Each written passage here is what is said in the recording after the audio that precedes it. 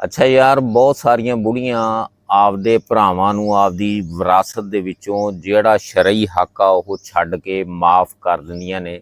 ਆਪਦਾ ਹੀ ਇਹਨਾਂ ਨੇ ਇਸਲਾਮ ਬਣਾਇਆ ਹੋਇਆ ਵੀ ਜਾ ਭਰਾਵਾ ਤੈਨੂੰ ਮੈਂ ਜ਼ਮੀਨ ਛੱਡੀ, ਤੇ ਭਰਾ ਵੀ ਖੁਸ਼ ਹੋ ਜਾਂਦਾ। ਆਣ ਕੁੱਕੜਾਂ ਨੂੰ ਛੁਰੀਆਂ ਫੇਰਦੇ ਆ। ਜੇ ਕਿਤੇ ਕੋਈ ਭੁੱਲ ਭੁਲਾ ਕੇ ਭੈਣ ਹਿੱਸਾ ਲੈ ਲਵੇ ਭਰਾਵਾਂ ਕੋਲੋਂ, ਫਿਰ ਉਹ ਸਾਰੀ ਉਮਰ ਉਸ ਬੂਹੇ ਤੇ ਨਹੀਂ ਚੜ੍ਹਨ ਜੋਗੀ। ਨਾ ਭਰਜਾਈਆਂ ਚੜ੍ਹਨ ਦੇਣ ਤੇ ਨਾ ਹੀ ਭਰਾ ਜੀ ਹੁਣ ਜਿਹੜੇ ਹੈਗੇ ਆ ਉਹ ਚੜ੍ਹਨ ਦੇਣ। ਇਹ ਭੈਣ ਆ ਜੀ, ਇਹ ਕਾਹਦੀ ਭੈਣ ਆ ਸਾਡੀ, ਇਹਨੇ ਸਾਡੇ ਕੋਲੋਂ ਹਿੱਸਾ ਲੈ ਲਿਆ, ਹਾਲਾਂਕਿ ਉਹਨੇ ਸ਼ਰੀਅਤ ਲਈ।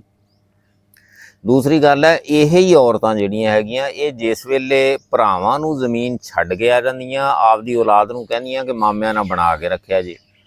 ਇਹ ਹੀ ਔਰਤਾਂ ਜਿਸ ਵੇਲੇ ਆਪਦੇ ਸਹੁਰਿਆਂ ਦੇ ਘਰ ਹੁੰਦੀਆਂ ਤੇ ਆਪਦੇ ਬੰਦੇ ਨੂੰ ਉਹਨੇ ਆਖਿਆ ਵੀ ਬਾਂਹ ਚਾੜੀ ਰੱਖਦੀਆਂ ਨੇ, ਤੂੰ ਆਪਦੇ ਭਰਾ ਕੋਲੋਂ ਫਲਾਨੀ ਥਾਂ ਦਾ ਹਿਸਾਬ ਨਹੀਂ ਲਿਆ, ਤੂੰ ਫਸਲ ਦਾ ਹਿਸਾਬ ਨਹੀਂ ਲਿਆ, ਤੂੰ ਜਾਨਵਰਾਂ ਦਾ ਹਿਸਾਬ ਨਹੀਂ ਲਿਆ, ਤੂੰ ਘਰ ਦਾ ਮਾਈ ਫੌਤ ਹੋਈ, ਤੂੰ ਘਰ ਦਾ ਸਮਾਨ ਨਹੀਂ ਸਹੀ ਵੰਡਿਆ।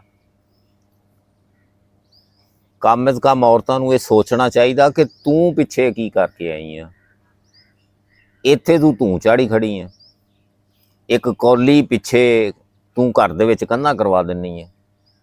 ਉਹ ਥੋੜ੍ਹਾ ਜਿਹਾ ਅਹਿਸਾਸ ਕਰਿਆ ਕਰੋ, ਥੋੜ੍ਹੀ ਜਿਹੀ ਸੋਚ, ਥੋੜ੍ਹਾ ਜਿਹਾ ਖੋਪਰ ਦਾ ਦਿਮਾਗ ਦਾ ਇਸਤੇਮਾਲ ਕਰਿਆ ਕਰੋ।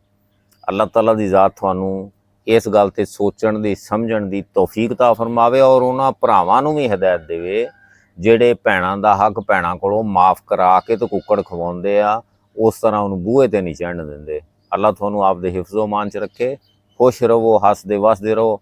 ਗੱਲਾਂ ਥੋੜ੍ਹੀਆਂ ਕੌੜੀਆਂ ਜਿਹੀਆਂ ਹੁੰਦੀਆਂ ਨੇ, ਲੇਕਿਨ ਹੁੰਦੀਆਂ ਸੱਚੀਆਂ ਨੇ।